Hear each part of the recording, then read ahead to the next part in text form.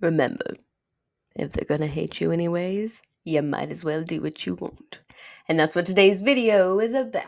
Why some people are more controversial than others, just naturally. And good thing for you. I'm an expert on this. I happen to have a lot of experience about controversy. And also, it's inspired by a podcast that I was recently on that I happened to produce, where my friend and I started talking about quantum collapsing possibilities. And I really have been wanting to fully get out the rest of this theory. So it's time for one of them applied philosophy videos. And I've missed you guys, and I know you've missed them so much too. So check this out.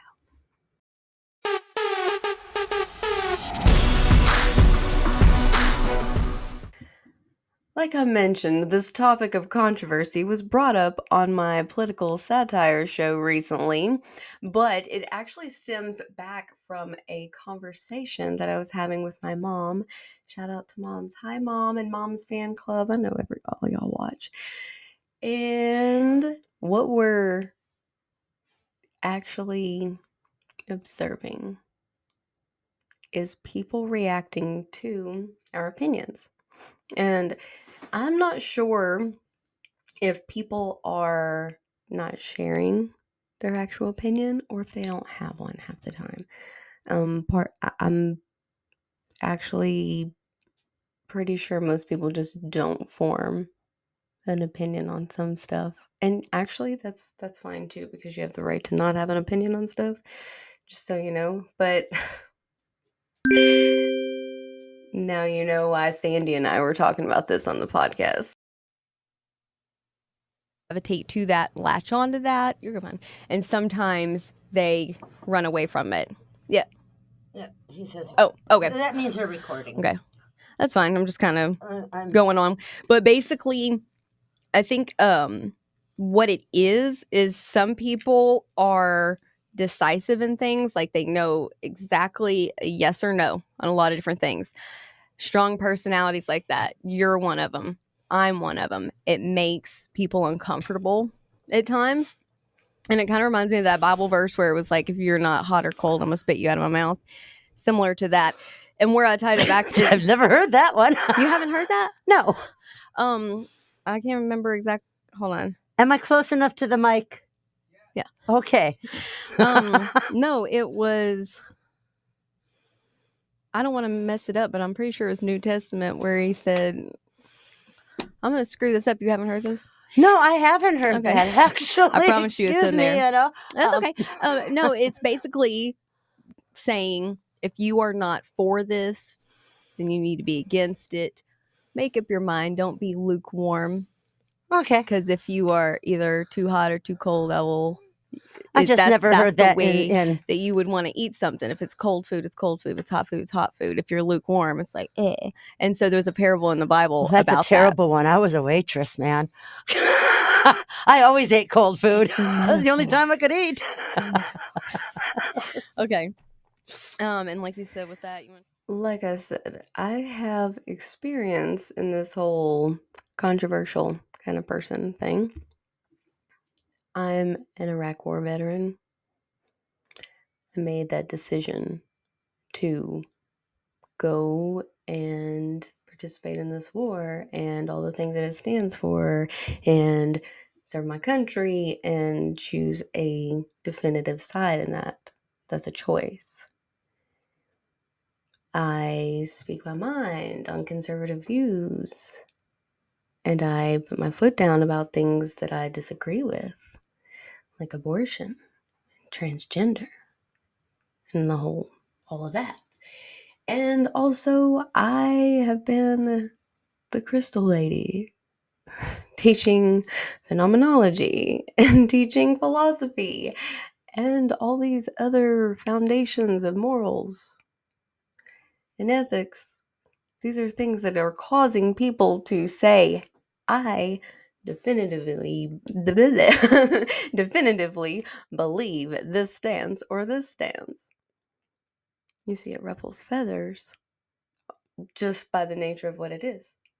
People are having to make a decision. They're having to decide. And not only that, the decision to speak it and to have, just what's the word I'm looking for? Just if I speak it, it's because I have the belief of it. I would never say anything I didn't believe, ever. Controversial. No, it's easy to be mad at that person that's forcing you to have an opinion as well.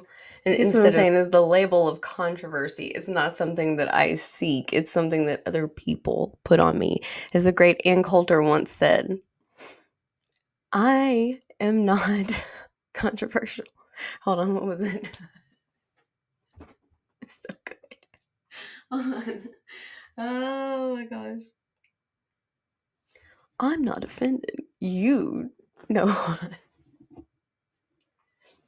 Maybe I'm not offensive. You just like to be offended.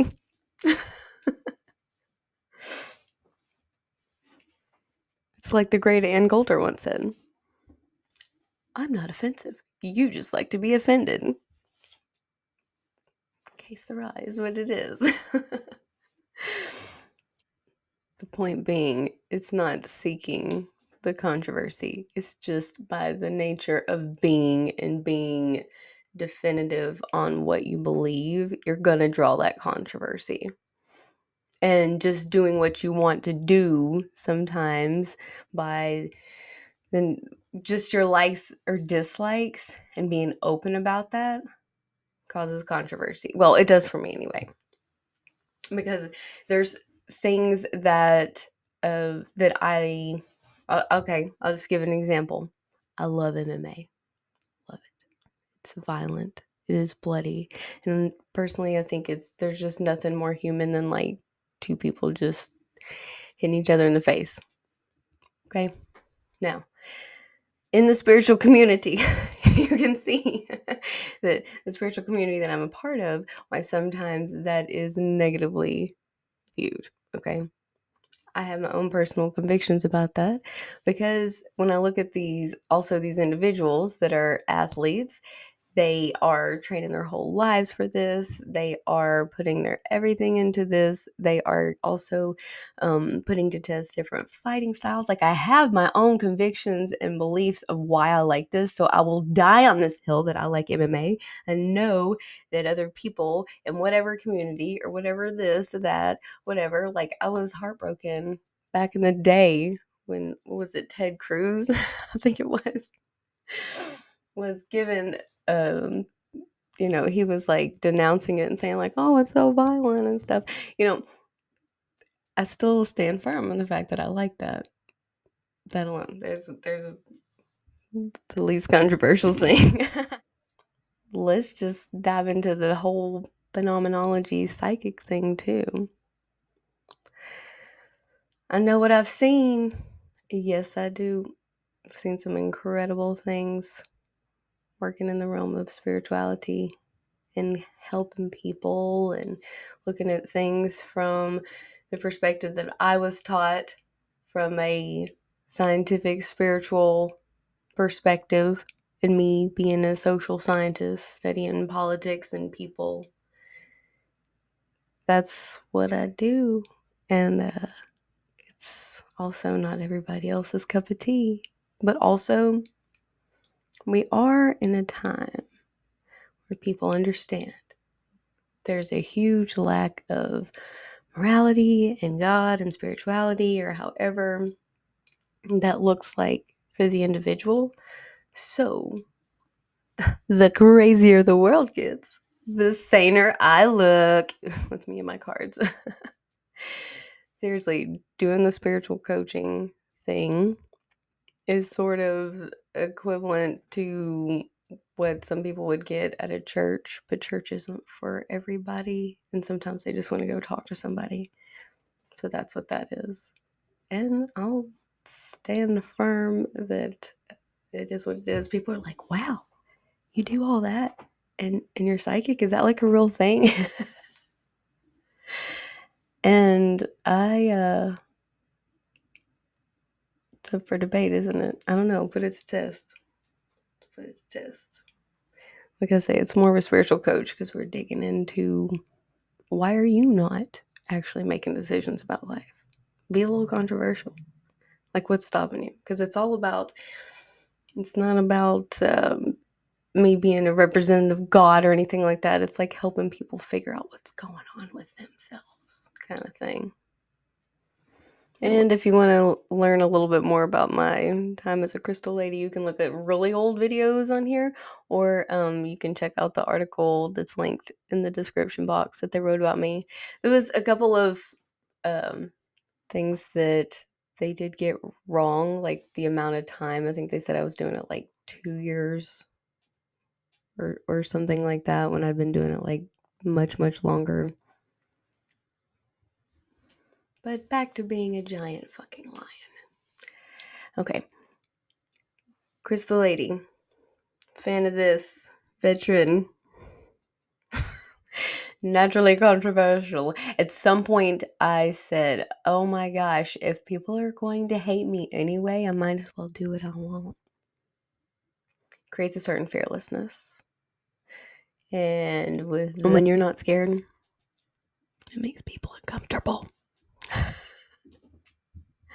It just does. So it's something about that owning of your own liberty and freedom, of autonomy, boldness, not cowering to a person or an idea or an ideology, or being easily manipulated in that sense. People want to challenge that sometimes too, because it makes them uncomfortable. Or perhaps they just hate us because they ain't us. I don't know. In the words of Cardi B, don't get comfortable. Because people with controversial views will stand by them convictions and argue to the death. Keep it real. Hear me out with the Cardi B, okay? What I'm saying is, and I did promise you I'd bring this back to quantum physics, okay?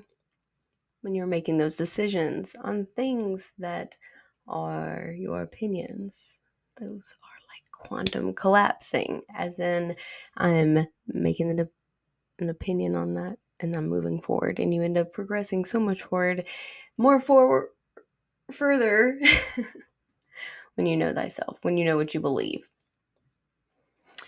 So you should always keep it real, keep it hunted, and don't get comfortable.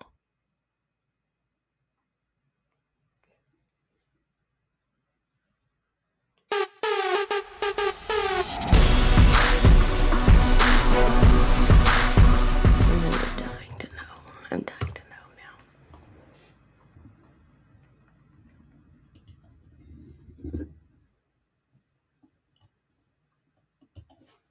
Cool. Wild goose chase.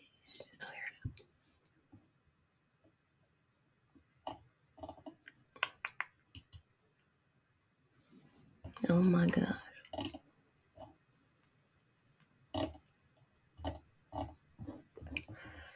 That's much.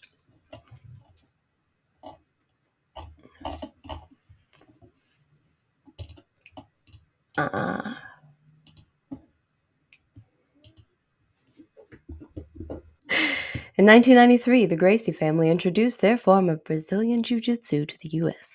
This led to the creation of the Ultimate Fighting Championship, UFC, and began with the UFC 1 event held in Denver in November 1993.